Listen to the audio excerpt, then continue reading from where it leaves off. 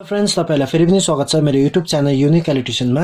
र आज चाहिँ तपाईहरुको माझ एउटा भिडियो लिएर आएको छु जसमा तपाईले यहाँनिर देखिरहनु भएको छ यो मेरो एउटा 12 भोल्टको ड्रिल पनि हो यो र यसले ड्रिल पनि गर्छ र यसले चाहिँ स्क्रू ड्राइभरको काम पनि गर्छ र यो चाहिँ 12 भोल्टमा छ। यो चाहिँ मेरो ब्ल्याक एन्ड डेकरको छ। एन्ड कम्पनी हेर्नु भयो भने ब्ल्याक एन्ड डेकरको हेर्नु हुँदैछ है।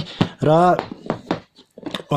यो भन्दा अगाडिको भिडियोमा चाहिँ मैले जुन चाहिँ तपाईहरुलाई भिडियो बनाएको थिए त्यो चाहिँ एकदमै कम्ती सानो काम गर्नुको लागि मात्रै थियो हैन। तर त्यसमा चाहिँ हेभी काम चाहिँ हुँदैन थियो। तर यो जुन चाहिँ मैले यो मगाएको छु यो ब्ल्याक एन्ड डेकर अहिले यो ब्ल्याक एन्ड डेकरको चाहिँ एकदमै यो मसिन चाहिँ एकदमै पावरफुल छ हो। त्यो जुन चाहिँ मैले पहिलाको मा देखाउनु भनेको थिएँ तपाईहरुलाई है। र त्यो भन्दा चाहिँ यो एकदमै अलिकति हेभी पनि छ यो। र अहिले चाहिँ यो लकमा छ र जस्तो मैले लक यहाँ हेर्नुस्। र यसको चाहिँ यहाँनिर हेर्नुभयो भने लाइट पनि देखाउँदैछ तीनटा है। द्याट मिन्स यो अहिले चार्जै छ र त्यो चार्जिङको पोर्ट यहाँनिर छ जुन चाहिँ यहाँनिर मलाई 12 भोल्टको एडाप्टर पनि दिएको छ। यहाँनिर हेर्नुभयो भने 12 भोल्टको एडाप्टर तपाईले यहाँनिर देख्नुहुँदै होला हैन। यहाँनिर हेर्नुस् इनपुट भोल्टेज 220 देखि 240 हाल्न सक्नुहुन्छ। फ्रिक्वेन्सीहरु छ यहाँनिर र आउटपुट चाहिँ मलाई 12 भोल्ट दिन्छ 1 एम्पियर को यो हो एडाप्टर। र यो चाहिँ मेरो यहाँनिर हेर्नुस् पिन चाहिँ मेरो यहाँनिर लाग्छ चार्ज गर्दाखेरि चाहिँ यहाँनिर हेर्नुस् यहाँबाट चाहिँ हामीले चार्ज गर्न सक्छ। र यो इनबिल्ट छ ब्याट्री चाहिँ भित्र चाहिँ 12 भोल्टको ब्याट्री इनबिल्ट छ है। र यो चाहिँ रिभर्सिबल फंक्सन छ यहाँ हेर्नुस् अहिले मेरो क्लकवाइज जाँदैछ हो। र त्यो भएले यसलाई पुश गर्नुभयो भने यो मेरो एन्टी क्लकवाइज आउँछ। अब स्पिडको पोजिसन हेर्नुभयो भने यहाँ हेर्नुस् हल्का घुम्छ र मैले बेसी प्रेस गरेँ भने फुल स्पिडले घुम्छ यो हो। र योमा चाहिँ मेरो कतिवटा स्क्रुड्राइभरको बिटहरु आएको छ है। र स्क्रुड्राइभरको बिट हेर्नुभयो भने तपाईहरुले हेक्सागोनल देखि लिएर तपाईले यो फिलिप्स हेडदेखिको लिएर यो हामीले माइनस जुन चाहिँ हामीले स्क्रुड्राइभरको बिट छ योहरु पाउँछौं। यहाँनिर हेर्नुभयो भने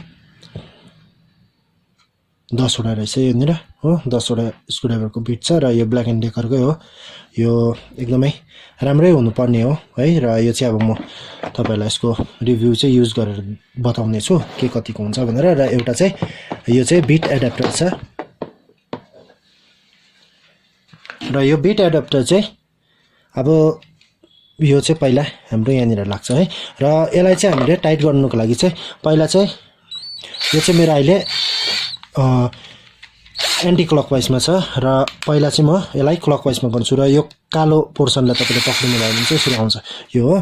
र फेरि मैले एन्टी क्लकवाइज गरेर कालोलाई यसरी खोलिन्छ र तपाईले यसलाई यसरी हालेर फेरि मैले यसलाई पोजिसन चेन्ज गरेर यो कालोलाई पक्रिनु भयो भने चाहिँ यसरी टाइट हुन्छ हो। यहाँ हेर्नुस् अब र कुनै पनि बिट हाल्न सक्छु मैले यहाँनिर हेर्नुस्। र म पहिला तपाईहरुलाई यो फिलिप्स हेडकै देखाउँछु किनभने यहाँनिर मेरो जिप्सन स्क्रू छ र यो 1.5 इन्ची जिप्सन स्क्रू लिएको छु। यहाँनिर हेर्नुस् यो जिप्सन स्क्रू योमा फिट हुन्छ हो। अब र यो चाहिँ म्याग्नेटिक हुन्छ हो म्याग्नेटिक हुन्छ र बिट चाहिँ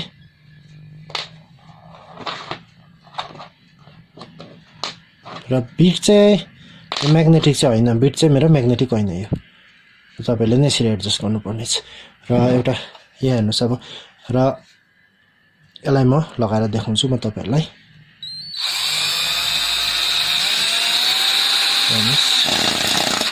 हेर्नुस् अब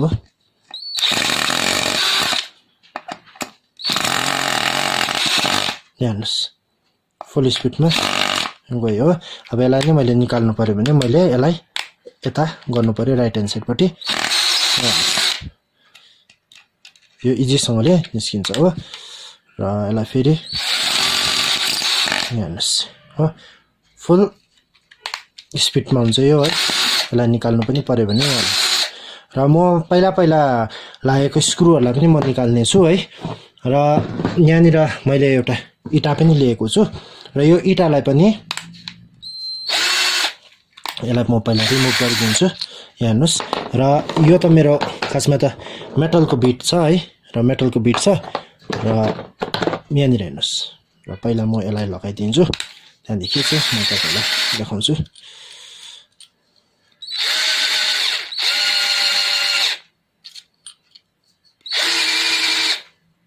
हेर्नुस् फुल टाइट भयो है अब चाहिँ म तपाईलाई यो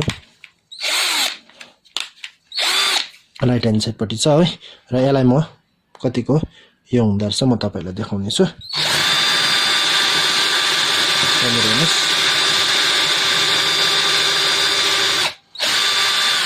यो चाहिँ अलिकति मेरो फुस्केको छ यहाँनिर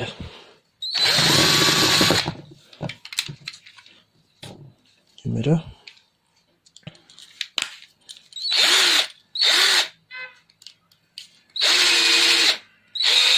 अलिकति लुजिङ हुँदो रहेछ तर यहाँ तपाईले हेर्नुभयो भने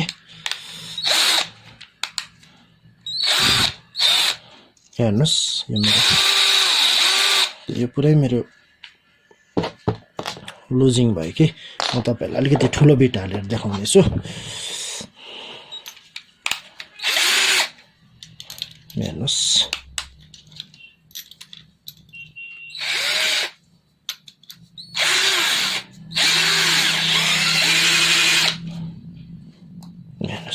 अब चाहिँ ठुलो बिट लगाएको छु है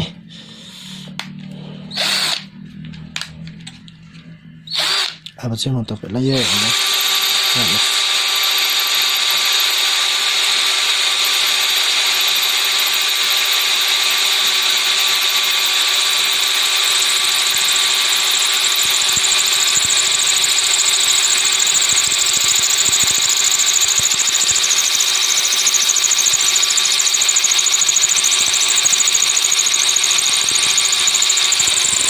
फुल प्रेसरमा यो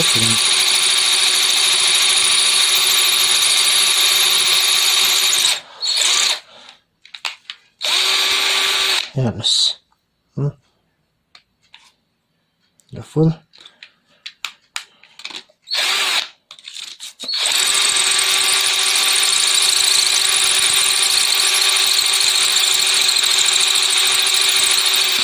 हेर्नुस् र अहिले निकालिदिएको छ हेर्नुस् हो र यसलाई म निकाल्दाखेरि हेर्नुस् र यत्रो इटा पनि यसले इजीसँगले ड्रिल गरिदियो हो हेर्नुभयो भने र त्यस्तै प्रकारले यो पनि इजीसँगले नै यसले ब्रेक गरिहाल्छ है र म तपाईहरुलाई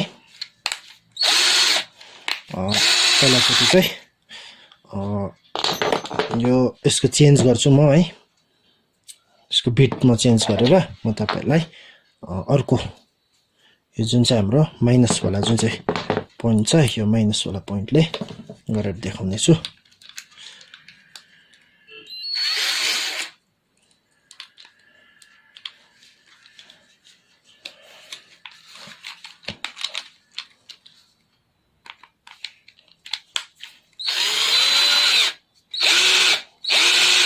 र अब चाहिँ यो मेरो जुन चाहिँ माइनस वाला छ यसले चाहिँ म जुन चाहिँ हाम्रो ह्यान्डल हुन्छ ह्यान्डलको स्क्रु खोलेर म तपाईलाई देखाउने छु र जसरी यहाँनिर हेर्नुस् यहाँनिर स्क्रुहरु लागिरहेको छ है र म यसलाई खोलेर देखाउने छु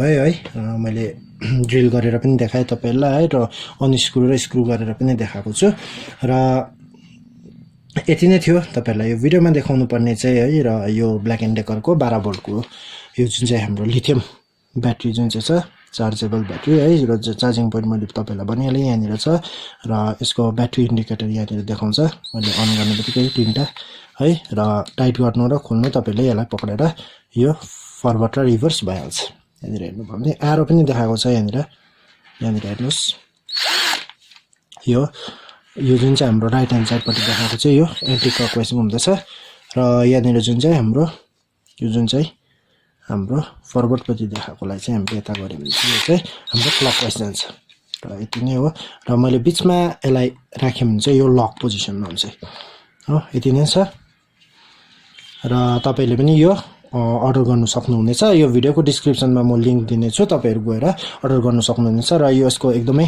वेट पनि हेभी वेट नै छ यो र कम्पेयर टु त्यो जुन चाहिँ मैले बिल्ड स्किलको मगाएको थिएँ जुन चाहिँ हैन पुरानो भिडियोमा मैले तपाईहरुलाई देखाएको थिएँ र यो ब्ल्याक एन्ड डेकरमा चाहिँ तपाईहरुको यो 10 वटा स्क्रु बिटहरु आउँछ र एउटा एडाप्टर आउँछ र दुईटा चाहिँ हाम्रो सानो र ठुलो जुन चाहिँ यो देख्नु हुँदैछ यो चाहिँ दुईटा चाहिँ हाम्रो मेटलको लागि हो हैन मेटललाई होल्ड गर्नुको लागि हो यति आउँछ बक्समा र एउटा चाहिँ हाम्रो 12 भोल्टको 1 एम्पियर चार्जर या एडाप्टर तपाईले जे भन्दा पनि हुन्छ यो आउँछ योसँग चाहिँ र यति नै आउँछ है र अरु त के पनि छैन र यो यसको बक्स पनि राम्ररी नै आएको छ है र अलिकति मात्रै मेरो यहाँनिर यो ट्रान्सपोर्टमा अलिअलि यहाँनिर चाहिँ टेम्पर्ड भइरहेको छ र यसले केही फरक पर्दैन है र अरु चाहिँ यति नै छ यसको काम चाहिँ र यसको ब्याट्री ब्याकअप कस्तो हुनेछ है के हुनेछ म तपाईहरुलाई अरु भिडियोमा पनि बताउने छु योमा म यसको युजहरु गरेर कति आवर चाहिँ यसले कन्टिन्यू थाम्छ भनेर पनि